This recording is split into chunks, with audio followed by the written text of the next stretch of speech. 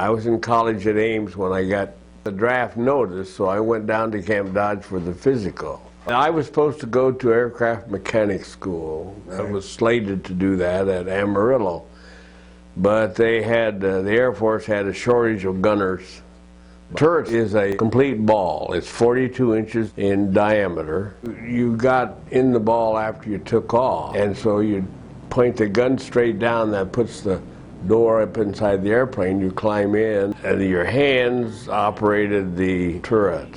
And you're inside the ball, and you have your 250 caliber machine guns and your oxygen equipment and around 500 rounds of ammunition. The motor and everything else that runs it's in there, so there's not much room.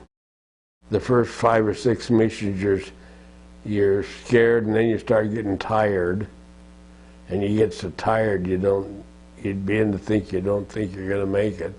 And then the last 5, you think, well, maybe you are going to make it, and you get more scared again.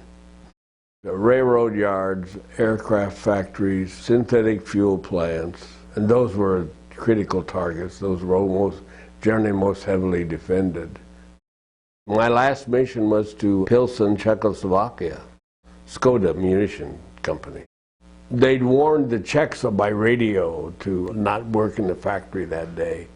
The Germans have the same radios too, you know, so they just rolled in all the flak guns on railroad cars before we got there, so we had extra flak that day. The last combat mission they flew was April 25th, 1945.